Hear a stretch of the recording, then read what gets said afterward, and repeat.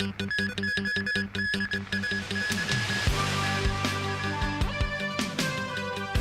government moves to open up the 3G spectrum. Third quarter economic growth eases. LegCo approves typhoon aid funding to the Philippines.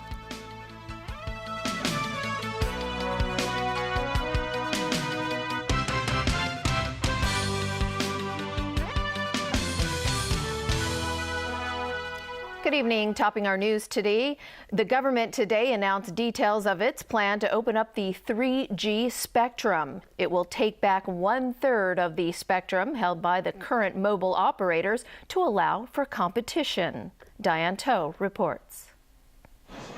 It's yet another highly contentious decision involving the Communications Authority following the free TV licensing saga. But this one comes as little surprise. With the licenses of the 4 existing mobile operators due to expire in 2016, officials announced today that it will adopt a hybrid approach in opening up the market. That is, the 4 current operators will be given the right to renew 2/3 of their existing spectrum, and the remaining 1/3 will be put up for open auction expected in the last quarter of next year.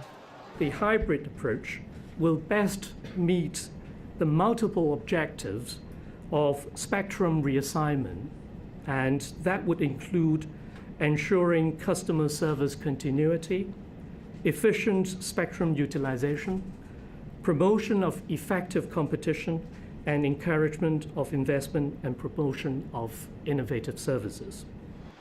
The new licenses will begin in October 2016 and last for 15 years. The existing Big 4 carriers, PCCW, SmartTone, CSL and 3 Hong Kong, have been voicing strong opposition against the reassignment plan. The companies had hired an independent consultant to evaluate the situation, which claimed that mobile signals could be downgraded by 27% because of the loss of spectrum. But Ho said the spectrum to be auctioned off accounts for only 7 to 10% of the overall available spectrum, so the impact on customers should be limited. IT sector lawmaker Charles Mok accused the government of ignoring concerns about possible service disruptions. The consultancy report basically doesn't seem to have adequately addressed the level of impact or service degradation for the future 3G service after the reallocation, because of the fact that 4 of the existing companies may have a chance of losing 1/3 of the spectrums, and also during the switchover. Mainland telecoms giant China Mobile, believed to be the sole potential beneficiary, has welcomed the government's decision. Diane To, TVB News. The controversy over free-to-air TV licenses, Chief Executive Leung Chun-ying today again defended the government's decision to grant only 2 new licenses. This after the consultancy commissioned by the administration to assess the free TV market accused officials of quoting its reports out of context. Kirti Nandwani has more. Debate still rages over the controversial government decision denying businessman Ricky Wong and his Hong Kong television network a free-to-air TV license. Critics have complained about what they see as a lack of adequate explanations as to why Hong Kong TV's bid was rejected. In another twist to the controversy, a managing partner of the consultancy commissioned by the government to submit reports on the free TV market has waded in. On a radio interview earlier this week, Jenny Ng accused the administration of quoting the reports out of context to justify its decision, adding that it was a great insult to her and her company. She pointed out that the reports never suggested that only 2 new applicants should get a license. Speaking after a luncheon today, the chief executive reiterated that the executive council had fully considered the consultancy reports, but that it had many factors to consider in making the decision on top of the 4 reports conducted by Ng's agency. Responding to media questions about the consultancy's criticisms, Leung Chun-ying said he hadn't heard firsthand what Ng had said in its entire context. He then called on critics to consider what the government said in a full context before commenting on a complex issue such as this.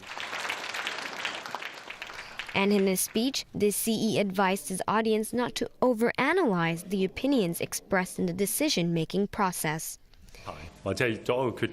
He said EXCO holds dozens of meetings every year, and it won't come out to explain how it reaches all its decisions.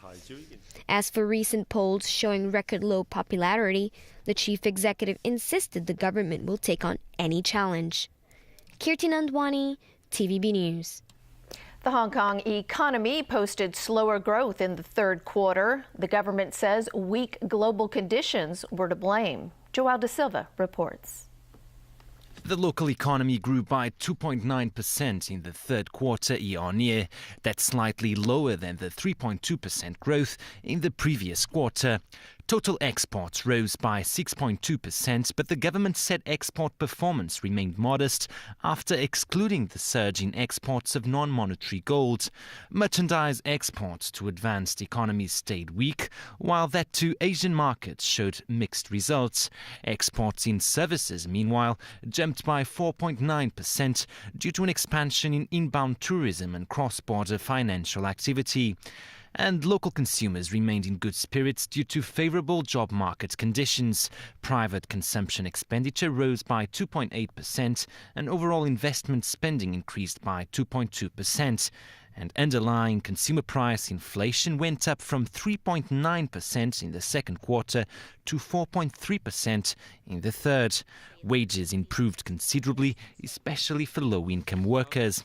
The government has now forecast a 3% growth for the entire year, the midpoint of its 2.5% to 3.5% range. We now revise it to 3% because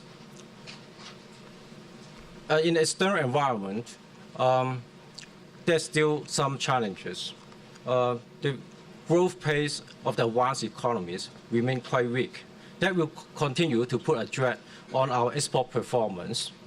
On the upside, according to Au, is a resilient mainland market, the expansion in inbound tourism and ongoing infrastructure works, which should continue to provide a boost to the local economy. João da Silva, TVB News. The exchange fund posted an investment gain of $49 billion in the third quarter. That's in stark contrast to a loss recorded in the second quarter. Alan Booknia has that story. Hong Kong Monetary Authority Chief Norman Chan, who manages the exchange fund, said a stable investment climate in the third quarter helped. The $49 billion gain is a far cry from the second quarter, when concerns that the U.S. Federal Reserve would start to taper off its economic stimulus program sent world markets plummeting. The exchange fund lost $23 billion in the April to June period. Chan said, however, that Hong Kong is prepared should the Fed start to slow the stimulus. The chairman of the Fed talked about possible tapering and the roadmap for tapering earlier this year. We saw a widespread phenomenon in which capital and money move out from emerging market economies. In June, Hong Kong also saw some outflow of funds, but the impact was quite manageable, and the market stabilized very quickly thereafter. The person expected to be the new chief of the Fed signaled the economic stimulus would continue. Speaking at a confirmation hearing before the U.S. Senate Banking Committee, Fed Vice Chairman Janet Yellen said she's prepared to do what it takes to continue to support the American economy. I believe that supporting the recovery today is the surest path to returning to a more normal approach to monetary policy. Our country has come a long way since the dark days of the financial crisis, but we have farther to go. If confirmed by the Senate, Yellen will become the first woman to lead the Fed when Ben Bernanke's term expires in January. Alan Booknia, TVB News. The monumental task of getting relief aid to those hardest hit by Super Typhoon Haiyan in the Philippines is proving to be a logistical nightmare.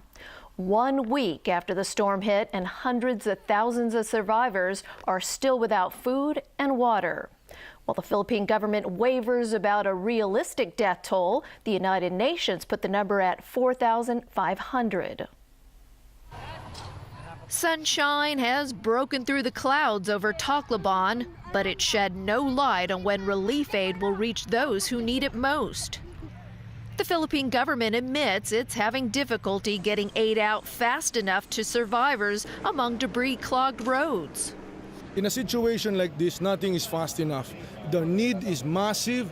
The need is immediate.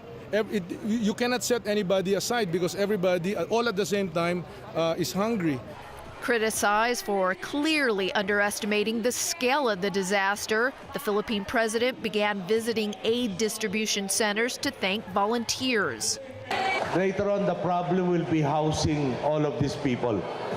No. But right now, it's the basic necessities, food and water. It's clear by the long queues, aid is slow to come. The masses have no other choice than to take what little humanitarian groups can divvy out. The U.S. military is hoping their crew of 5,000 from the USS George Washington will help bridge that gap, along with their Osprey aircraft, designed to swoop through the roughest of terrain. And so we've got displacement craft, that we call them, that can ferry supplies from ships into these remote areas that would be difficult to sustain with helicopters. The UN reminds there are still so many typhoon-ravaged areas to cover. Now, Tacloban's one thing, but we need to get out of Tacloban and we need to get out into the hinterland and cover those needs as well.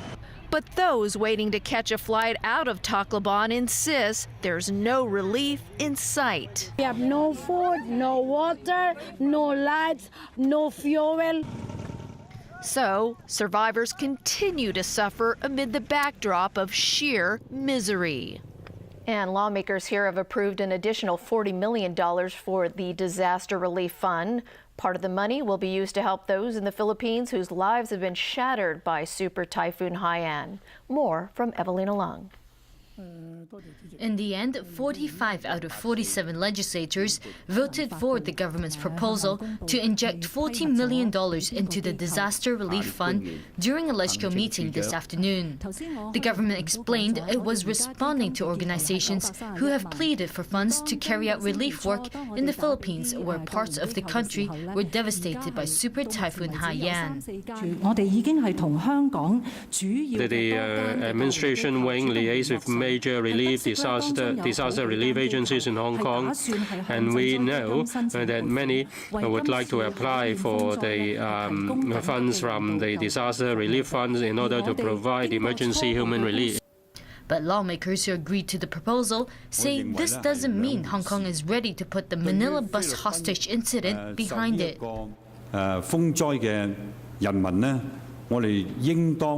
The people of the Philippines, we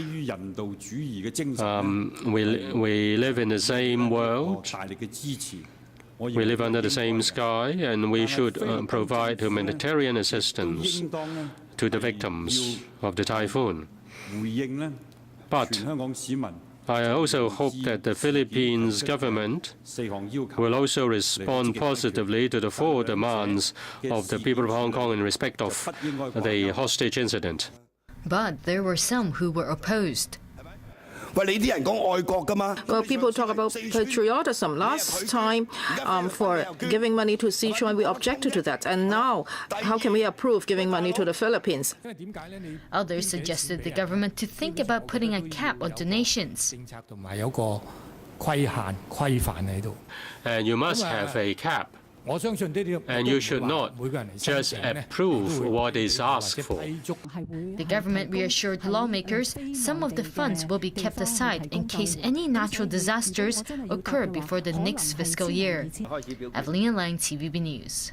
And when we come back, disruption for trail walkers in Sai Kung over a country park dispute.